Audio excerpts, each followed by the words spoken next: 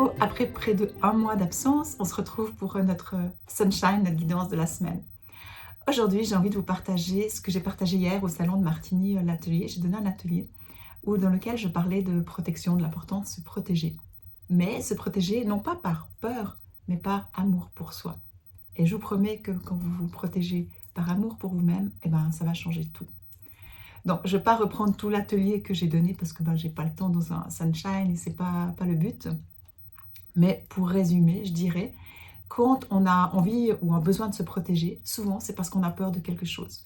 D'accord? Par exemple, avec ce qu'on vit maintenant, où les égrégores sont très forts, on est impacté par beaucoup de choses, donc il y a des peurs qui peuvent venir, et on se dit, on ne se sent pas en sécurité, donc on veut se protéger. Donc on va prendre plein d'outils qu'on nous a transmis, que ce soit de faire des bulles de lumière, que ce soit de prendre une huile essentielle, de prendre un cristal, de prendre quelque chose qui va nous protéger. Et c'est bien. Mais on le fait vraiment dans une notion de peur. On le fait parce qu'on a peur.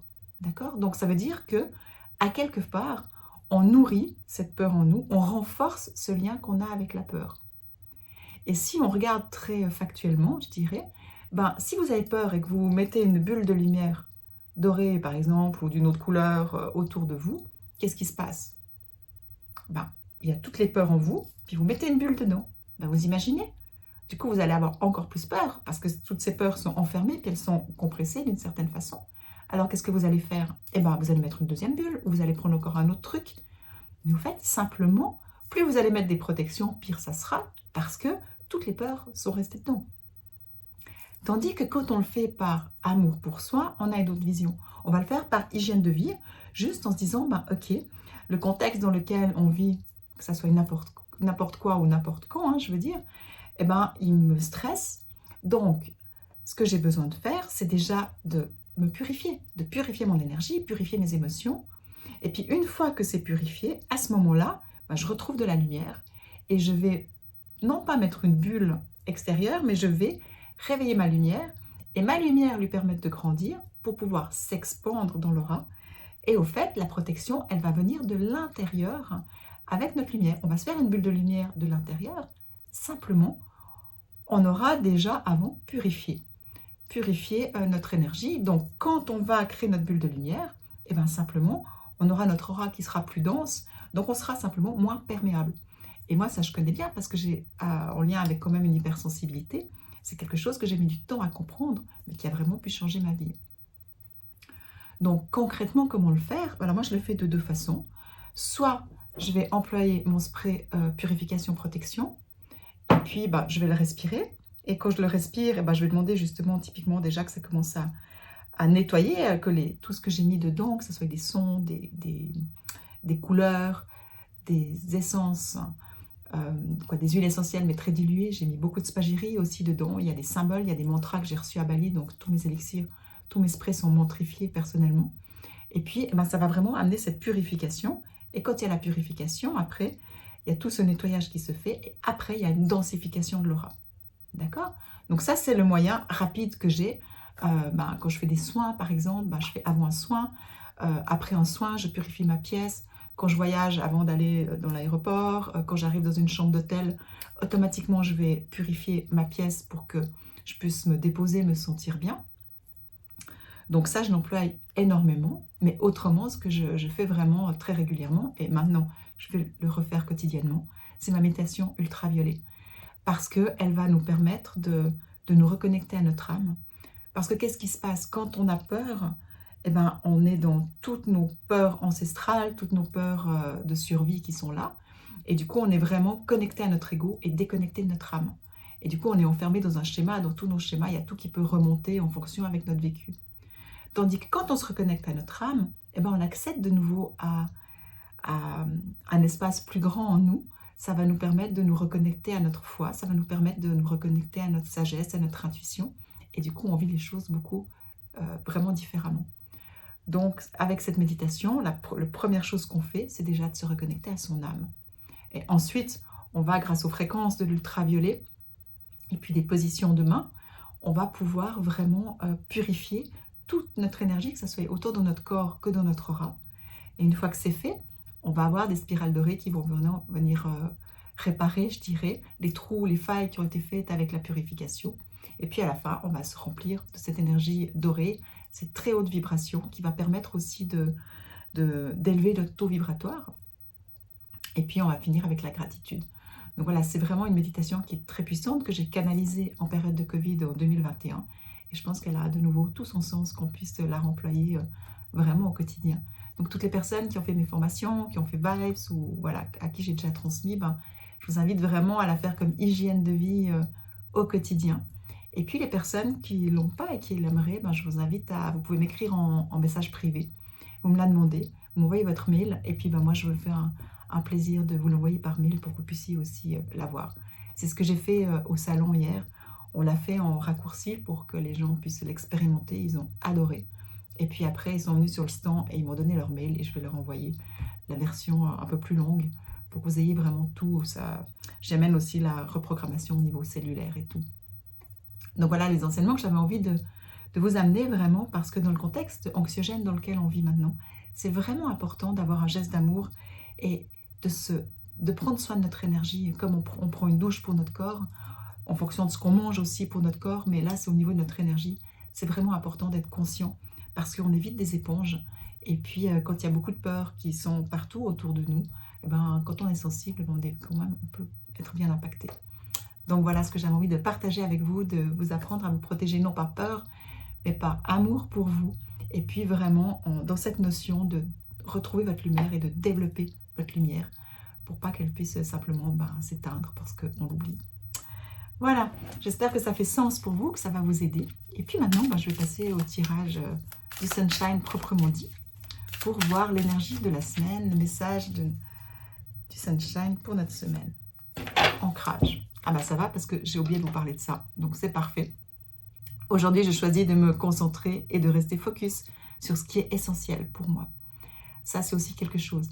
Je vais juste dire ce que j'ai oublié de vous dire. Et ce qui est très important aussi, c'est vraiment de pouvoir être ancré, enraciné, c'est-à-dire de rester à l'intérieur de nous. Parce que quand on s'habite, quand on est ancré, enraciné, eh ben, on est à l'intérieur. Donc, il n'y a pas des choses qui peuvent venir nous squatter. Je dis toujours, c'est comme une maison. Si une maison est vide, il peut y avoir des squatteurs. Si une maison est habitée, il n'y a pas de squatteurs. Ben, dans notre corps, c'est la même chose. Si notre conscience, elle s'habite pleinement, si on s'habite pleinement notre corps, il n'y a pas de squatteurs qui peuvent venir, il n'y a pas de parasitage. Tandis que si on n'est pas là parce qu'on n'est que dans notre tête, que à regarder tout ce qui se passe à l'extérieur, eh ben, c'est vide en nous, on n'est pas là. Et puis du coup, c'est là qu'il peut y avoir aussi des mauvaises énergies ou des choses comme ça, des parasitages qui viennent. Donc cette semaine, eh ben, le Sunshine, il nous parle d'ancrage justement. Et quand on est ancré, justement, quand on s'habite, eh ben, on prend conscience de ce qui est essentiel pour nous et on a l'énergie de mettre le focus.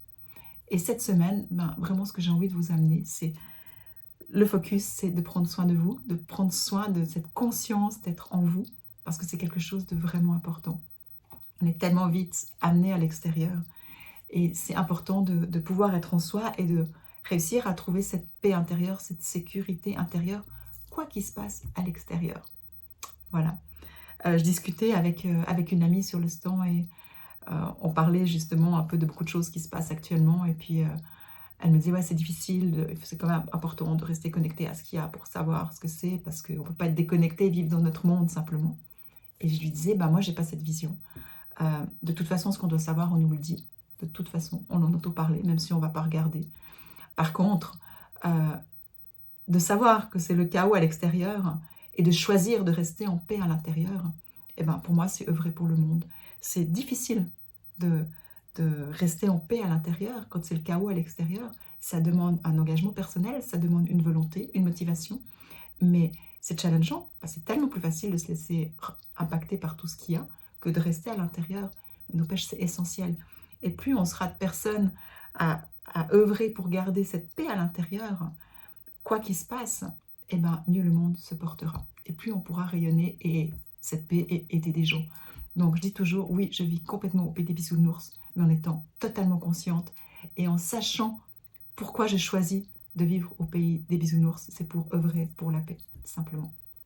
Voilà, j'ai un petit peu dépassé mon temps du sunshine habituel, mais l'ancrage là confirme aussi retour à soi, revenir à l'intérieur, retrouver cette paix. Quand on est ancré, enraciné en nous, on s'habite, on est dans une sensation de sécurité parce qu'on est connecté à la terre Et la terre, elle va nous donner ce dont on a besoin. D'accord? Et nous amener cette notion d'énergie et de sécurité. Donc, une semaine, restez focus sur ce qui est essentiel pour vous. Et puis maintenant, je vais voir au niveau du tarot, la lame qui va nous accompagner aussi, qui va cheminer avec nous cette semaine.